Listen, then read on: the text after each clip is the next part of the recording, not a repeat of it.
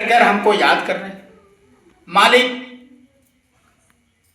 को बहुत खुशी होता है। जैसे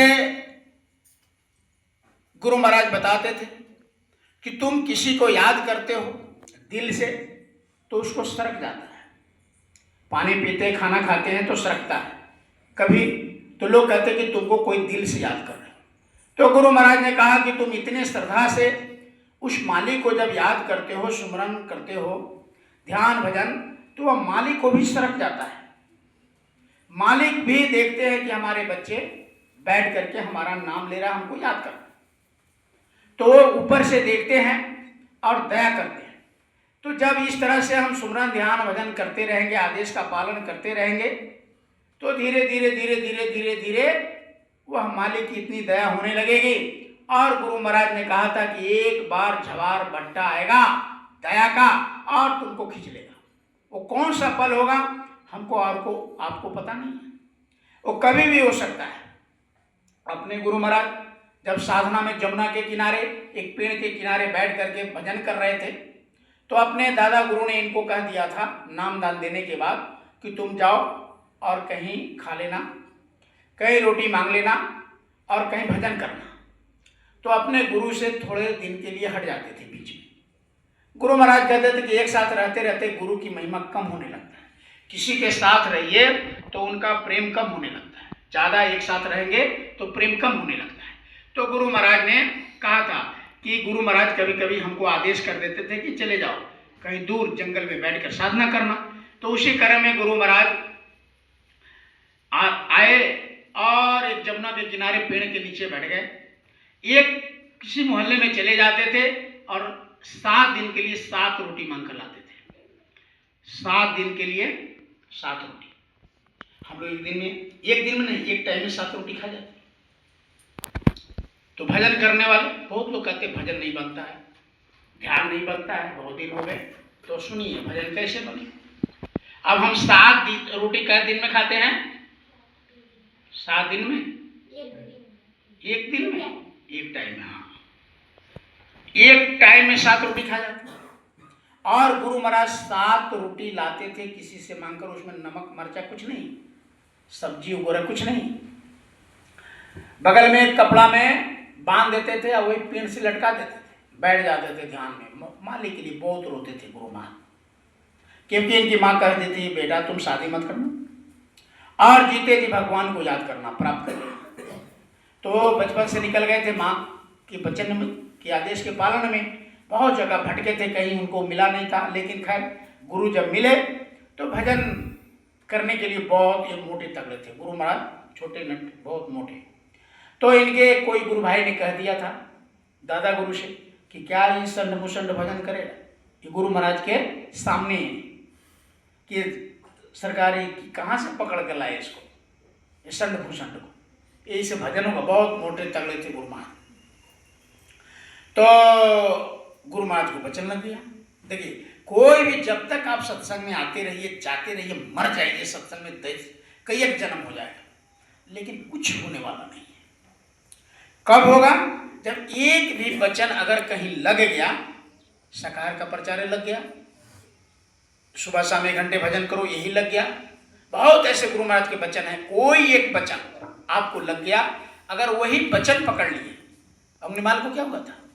अग्निमाल को कहा कि मैं तो ठहर गया, भला तो कब ठहरेगा?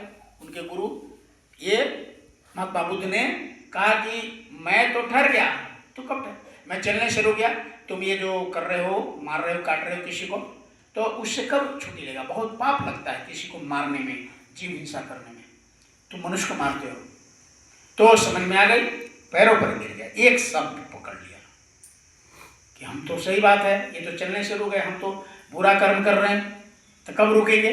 तो उसी समय तौबा कर दिया और कटार उटार सब उनके चरणों में महात्मा बुद्ध के रख दिया। एक वचन लग गया। गुरु महाराज को भी एक वचन लगा। मासा लाते हुए केस गुरु महाराज को जान पे कही थी बेटा मेरा लगता है कि अब सारा दुनिया में ज़्यादा देर रहना नहीं होगा, तुम इस चकाचौंध दुनिया में नहीं पड़ना, जीते जी भगवान को याद करना, मेरी वचन को याद रखना। गुरु महाराज ने अपने मुख श्रीमुख से बताया कि माँ का तो चेहरा याद नहीं है, लेकिन माँ ने ये वचन बताई थी, ये वचन आज भी याद है, ये गुरु महाराज बोलते। और कहे कि बहुत भटके, लेकिन अंत में गुरु जब मिला तो वही 7 रोटी लाते थे, 1 रोटी खा लिया, टांग दिया और बैठ गए। पता नहीं कितने घंटे हो गए, 10 घंटा, 20 घंटा, 25 घंटा, 50 घंटा, 48 घंटा। गुरु महाराज गए, उसका कोई ठिकाना नहीं रहता था।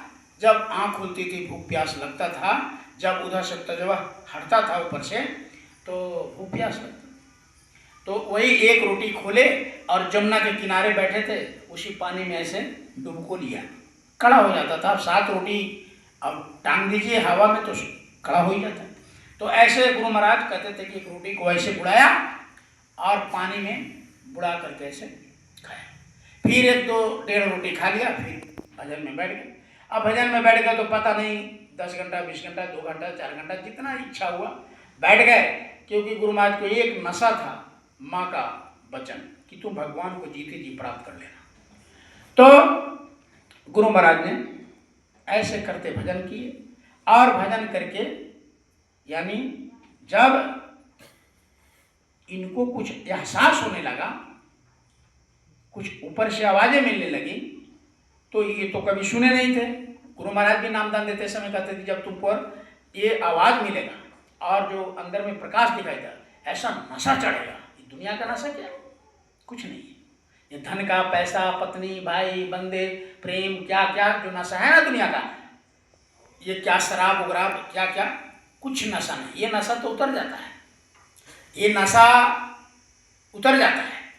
लेकिन गुरु महाराज ने कहा कि जब वो मस्ताना आवाज तुमको जब सुनाई देने लगेगा, जिसको ब्रह्मानंद जी महाराज ने भी सुना था और वो भी कहा था कि बीन बजावे बजे घंटा शख नगारी रे, अब बहिरा सुनी सुनी मस्त होता है, देख के सुनी बिसारी रे, अचर देखा भारी साधो अचर देखा भारी रे, अब बीन भूमि का महल बना है, तामे ज्योति अपारी रे, आंधा देखी देखी सुख पावे, बात बतावे सारी रे।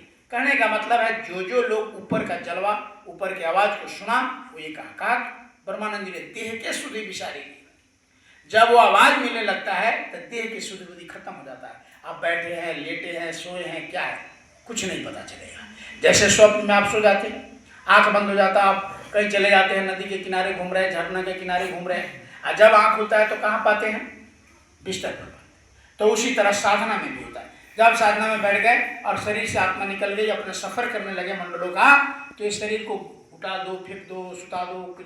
जैसे आदमी को सो जाए तो उस आदमी को खींचिए, उस आदमी को खींचिए और इधर उधर ले जाइए, वो आदमी जल्दी होश में नहीं आता, बाद में वो खोलता है आंखें, हमको कोई जगह नहीं। तो इस तरह से वो नशा चढ़ जाता है और ऊपर का आवाज जब सुनने लगता है तो इतना मस्ताना आवाज है कि 1 किलो मांस काट दीजिए पता नहीं चलेगा।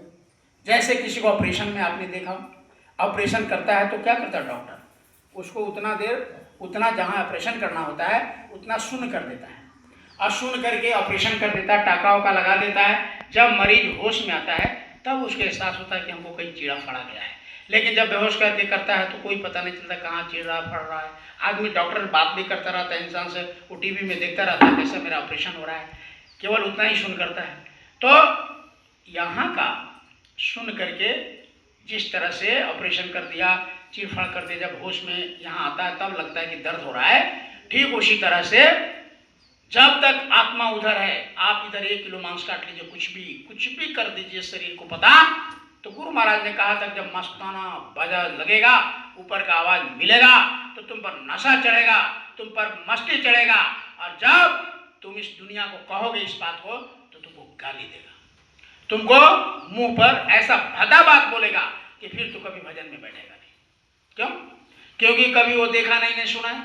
जैसे तुम कहोगे वाह गजब का आवाज मिल, पागल है, हमरा का ठगने है, कहाँ सुना रहा है, वो भी कहेगा कहाँ सुना रहा है। तो वो तुमको, इसलिए गुरु महाराज ने कहा कि जो भी देखो, जो भी सुनो, किसी से क्या करो, बोलो ना भाई, मत करो, खाली आराम करने हुआ। वो भी तो कभी जानते नहीं थे, आप उनको इतना नशा चढ़ा, सुना और भजन छोड़ दिए गुरु महाराज, पैदल मथुरा से चल दिए अलीगढ़, ये चिरौली। चिरौली जाकर अपने गुरु महाराज से कहते हैं कि सरकार कुछ अरज सुनाना चाहते हैं, कुछ कहना चाहते हैं।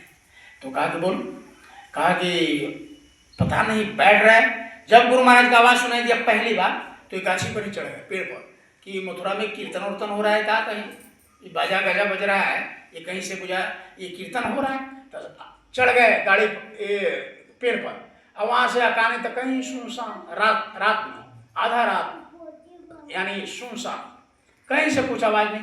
फिर आकर के बैठ गए, फिर खाना घोर होने लगा। गुरु महाराज कहे कि 4 बज गया होगा, आरती कीर्तन हो रहा है मथुरा में। फिर चढ़ कर देखे कुछ नहीं। तो गुरु महाराज को समझ नहीं आया कि हो क्या रहा है, और बिजली चमक रहा था सामने।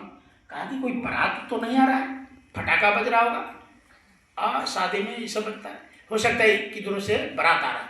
फिर गुरु महाराज देखे क्यों फटाका नहीं, क्यों कुछ नहीं, क्यों तो बिजली नहीं, कुछ नहीं।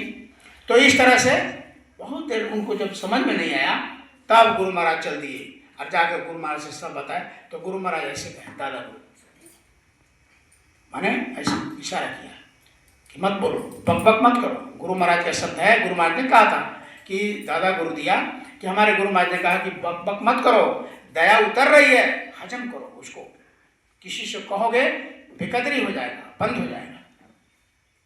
तो ऐसे गुरु महाराज ने कहा था। 4 साल गुरु महाराज बोल भी नहीं किए। इशारा देखिए, अपने गुरु का इशारा।